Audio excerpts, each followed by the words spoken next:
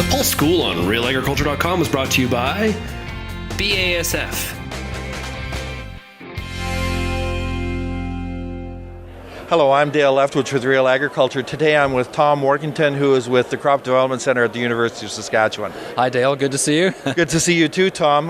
We're here at the Regional Pulse meeting in Rosetown, Saskatchewan. You gave a presentation on root rots. It was a very interesting presentation. Do you want to talk a little bit about where we are with root rots? Sure.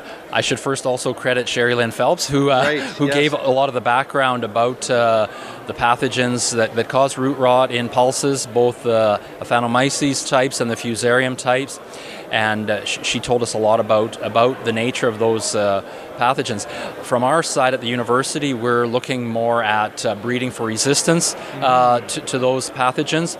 So in our own group, we work as a team in breeding and pathology. So with Sabina Benitza as the pathologist, Bert Vandenberg as the lentil breeder. So between the group of us, we're looking at trying to improve the resistance of pea and lentil, which are both quite susceptible to aphanomyces. Fortunately, some of the other pulse crops, faba, chickpea, soybean, are more or less resistant. So with respect to rotations, if farmers are growing pea and lentil, and if they're in an area that's quite prone to aphanomyces, they might want to stretch the rotation to 6 or 8 years. So they could grow lentil or pea, but then insert one of those other pulses 3 or 4 years later to stretch things out. So that's the thing about it, is that we must have had this disease in our crops for quite some time, because even 6 years in between and you're still seeing the symptoms show up. Right. Yeah, we know that the resting spores are very long-lived. I recall 25 years ago when I was working in Morden, Manitoba, we started to have root rot problems there in pea. So yes, I think it's been around the prairies a long time. And and of course it is more obvious in wet years. So in 2017 and 18 we didn't get a lot of calls, but in the prior decade we did.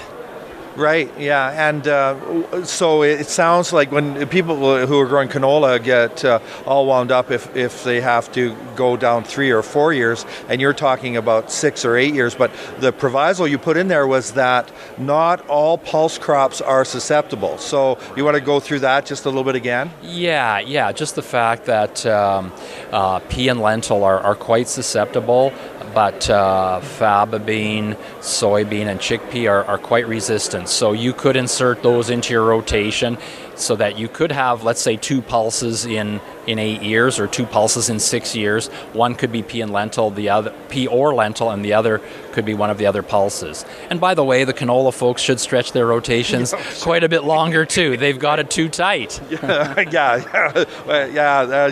could sure say that for sure. You guys are working on trying to, scouting the world to find other germplasm, I guess, to find some sort of a solution to this problem. Right, and it's a big problem, but we are fortunate that our colleagues in France and the U.S. in the Washington State area have been working on this disease for 15 plus years, and they've done a lot of work to, in the case of pea, identify at least 2 kind of major genes that can give partial resistance, as well as half a dozen minor genes.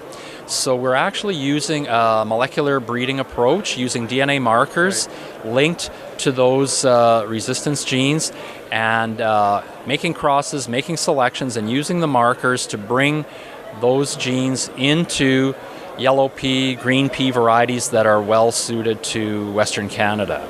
So that's been going on for a couple of years, and we need a couple more to have good material. We will follow that with field testing. So far we've been doing indoor testing, but we'll be bringing those promising progenies to the field. In the case of lentil, it's a little different scenario, where in the cultivated lentil, we don't have really good resistance. So Sabina is investigating more into the wild lentil, and have been fortunate to find some material that's more resistant there. So it's a bit more challenging when you're using wild species, but it's not impossible. So crosses will be made and markers will be developed in a similar fashion as what's going on in pea. Well, that's very good. I just want to thank you for being with us today and giving us an update on the work that is being done at the Crop Development Center to find new plants that will be resistant to these diseases. Thanks, Dale, and hopefully farmers can be patient because it is a bit of a slow process, but we hope we'll have something pretty good in the end.